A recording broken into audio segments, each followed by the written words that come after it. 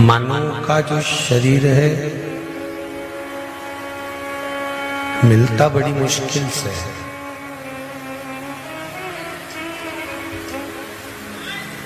और यदि मिल गया तो भजन में बड़ी मुश्किल से लग पाता है।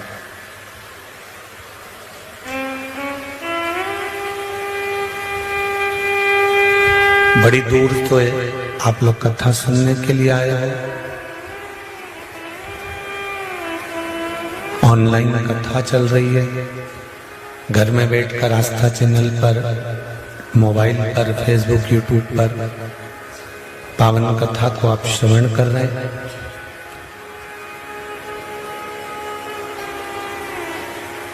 जितने लोग कथा के इस भाव को लेकर यहाँ पधारे हैं, मान लो कथा के बीच में अगर जलवृष्टि हो तो आप चिल्ला चोट ना करते हुए शांति से जो लोहे का टीन शेड बना है उसमें जाकर बैठकर कथा को सुनना। पर जितनी आस और विश्वास लेकर यहाँ पहुंचे हो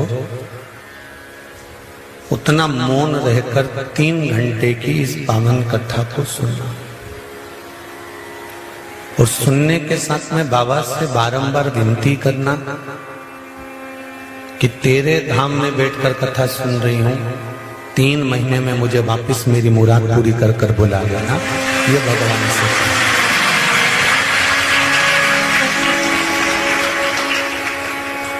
उसकी कृपा होती है तब जाकर हम कुछ ग्रहण कर पाते हैं।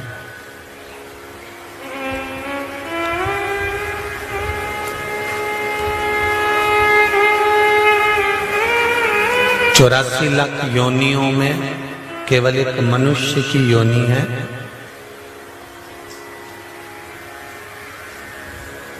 जो 84 लाख योनियों से मुक्त करा सकती है। मेंढक की योनि मिल जाएगी तो हम 84 लाख योनि से मुक्त नहीं हो सकते।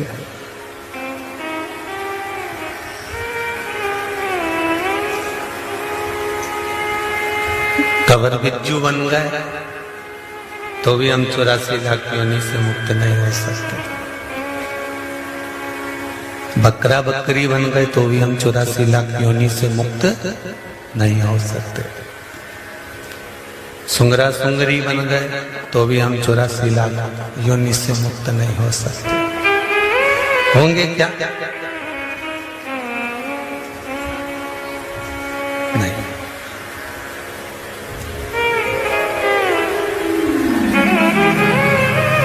छिपकली, काकरोच, पशु, पक्षी, जानवर,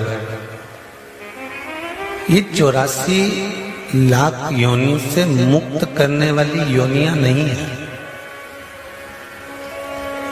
पर 84 लाख योनियों से मुक्त करने वाली योनि केवल एक है, वो है मनुष्य का शरीर, मानव की देह। आत्मा हम में भी है, आत्मा उनमें भी है, मन हमारा भी है, मन उनका भी है, पर 84 लाख योनियों से मुक्त करने के लिए केवल एक मनुष्य का शरीर।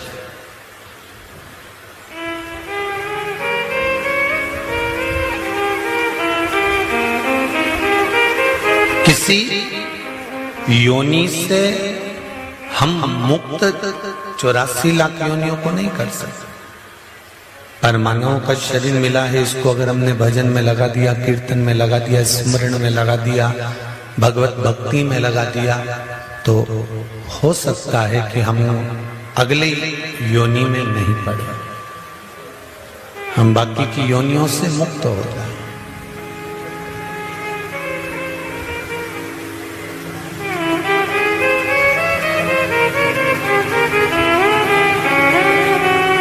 वो कहते हैं ना, तेरे संग चले ना कोड़ी रे, फिर काहे को माया जोड़ी रे। महाराज अंतिम बिंदु में जब हम जाएंगे हमारे साथ में कोई कौड़ी, कोई धन, कोई पैसा, कोई कपड़े अलमारी में रखे हुए अच्छे अच्छे सूट, हेट, बूट कुछ भी नहीं जाएगा।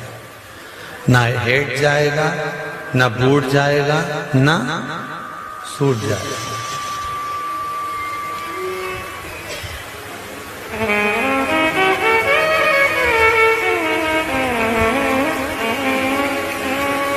तुम्हारे हेड, बूट, सूट अभी भी कोई नहीं पहनता तो तुम्हारे जाने के बाद कौन पहनने वाला?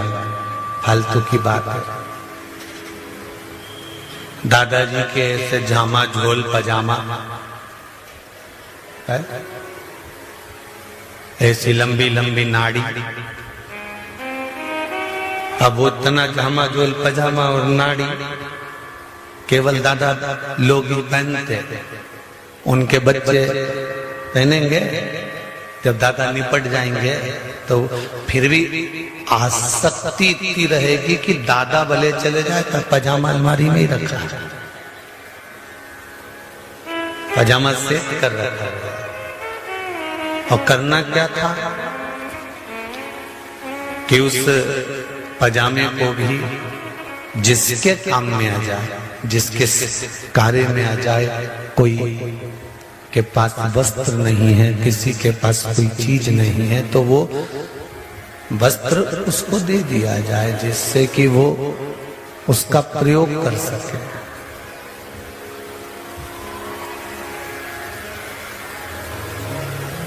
केवल और केवल एक मनुष्य की देह जो 84 लाख योनियों को काटने का काम कर देती है। और वो 84 लाख योनियां कटेगी कैसे?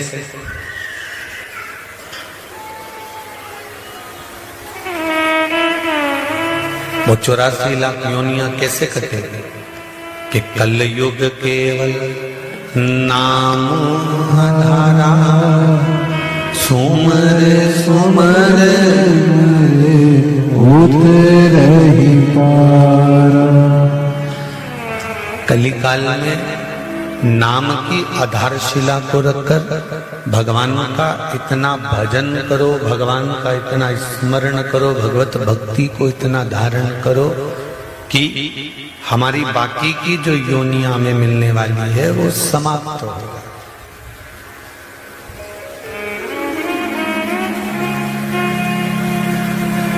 किसी किसी का मनुष्य देह प्राप्त होने के बाद दूसरा देह मिलता ही नहीं।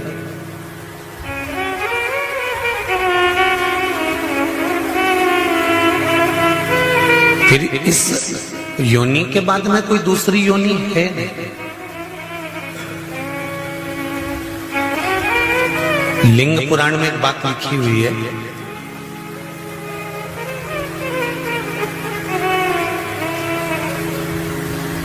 अय्यप्पा स्वामी, कार्तिकेय, षडानंद, स्कंद देव, भगवान कार्तिकेय ने अपनी माता से पूछा, मां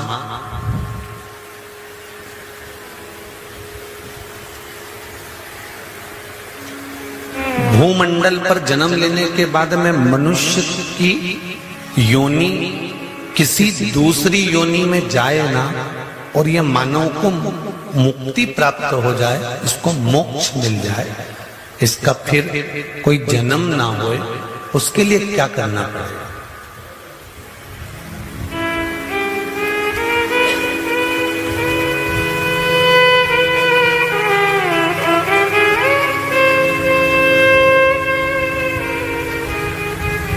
शिव चरित्र,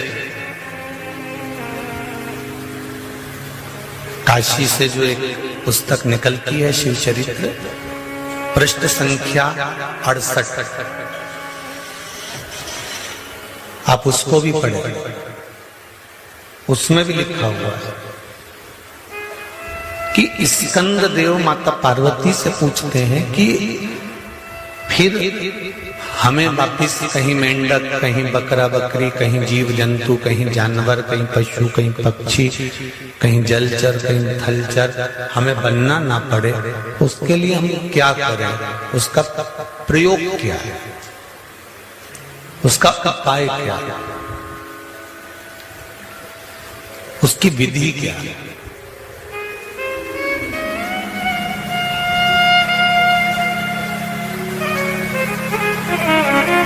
पार्वती जी ने कहा, भूमंडल पर जन्म लेने के बाद, मृत्यु लोक में आने के बाद हम अपना कार्य अगर श्रेष्ठ तरह से करते हैं, इसलिए शायद गीता जी में भगवान कृष्ण ने कहा कि कर्म प्रधान है।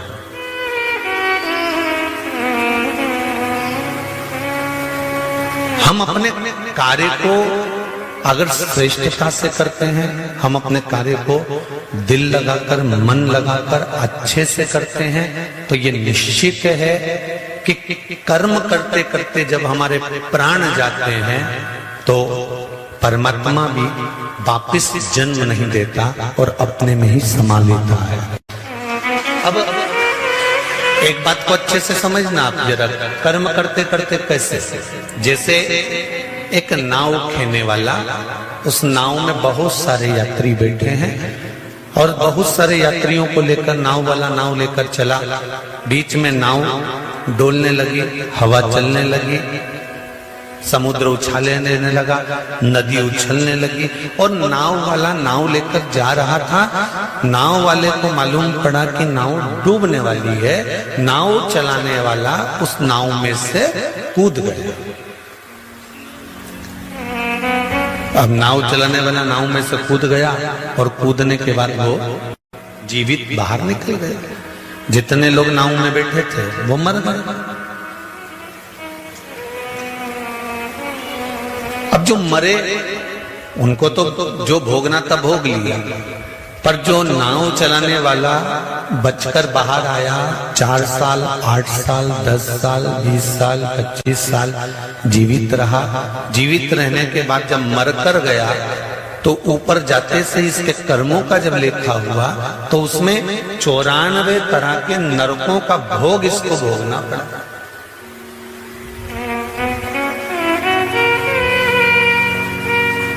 नाव वाले नाविक ने कहा, नाव चलाने वाले ने कहा, सबको 10 नरक, किसी को 15 नरक, किसी को 5 नरक, किसी को 2 नरक और मुझे 94 तरह का नरक क्यों? तब धर्मराज ने कहा, तेरा कर्म था नाव चलाना, पार उतारना, तू तैरना जानता था, किसी एक को भी बचा लेता। कर्म करते करते, बचाते बचाते अगर तेरे प्राण भी छूट जाते तो तुझे वापस जन्म नहीं होता, तेरी मुक्ति हो जाती। पर कर्म को छोड़कर अगर तुम दूसरा कर्म कर रहे हो तो उसका तो भोग तुम्हें भोगना पड़ेगा।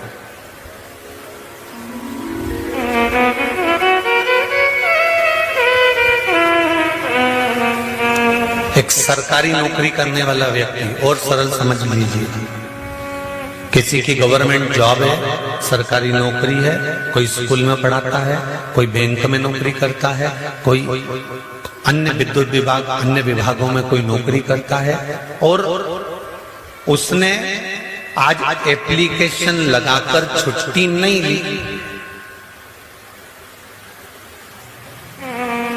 और छुट्टी उसको मिली भी नहीं और उसने ली भी नहीं, और अपने दोस्तों से कहकर कहीं चले गया। जाते जाते जाते जाते जाते जाते छुट्टी वाले उसने छुट्टी ली नहीं, बस छुट्टी दोस्तों से कहकर चले गया कि तू मेरा काम संभाल लेना, मैं बस अभी आ जाऊंगा।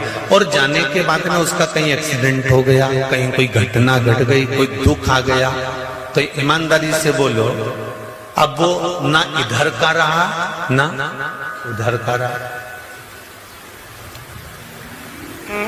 एक छोटी सी एप्लीकेशन लगाकर एक छोटी सी छुट्टी लेकर चले जाता और शासन प्रशासन की निगाह में रहता कि इसने छुट्टी ली है, हमने दी है, तो फिर प्रशासन उसको संभाल लेगा। पर इसने छुट्टी ली ही नहीं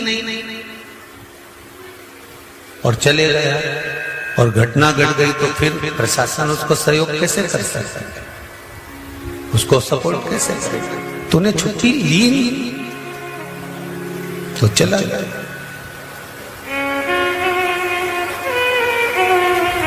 ये शिव पुराण कहती है कि हम जिस कर्म को करें, हमने छुट्टी ली कि नहीं ली, हम जिस कर्म को करें उस कर्म को हम भगवान के भरोसे पर कर कर चलें।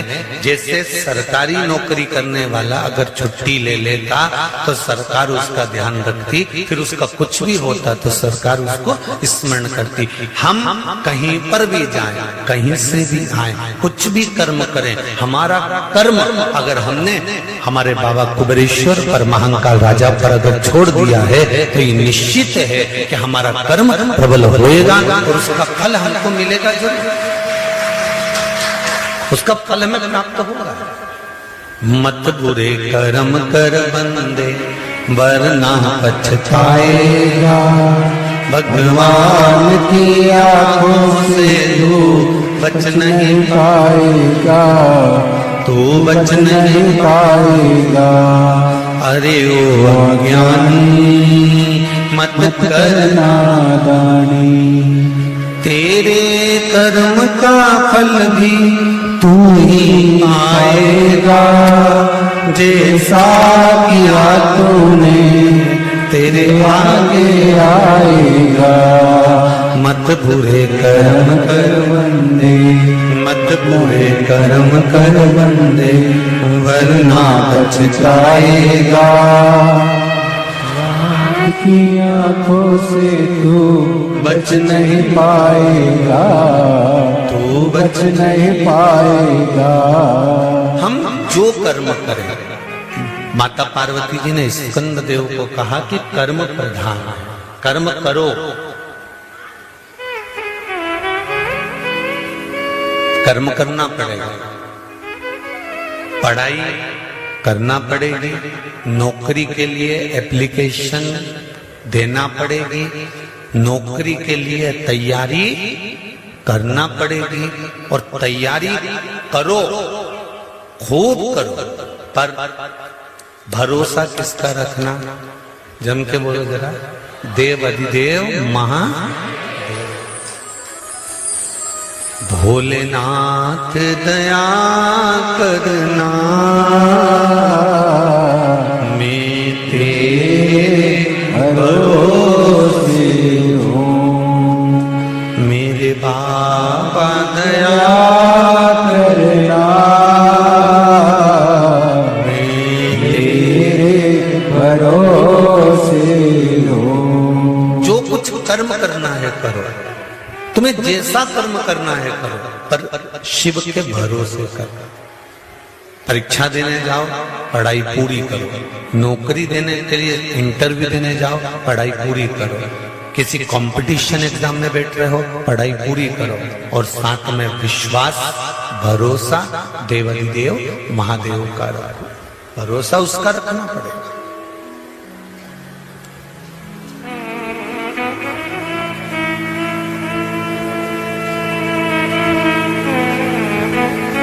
जब हम उसका भरोसा रखते हैं, जब हम उस पर विश्वास करते हैं, तो मेरा देव अधिदेव महादेव भी विश्वास तोड़ता नहीं, वो तोड़ेगा नहीं।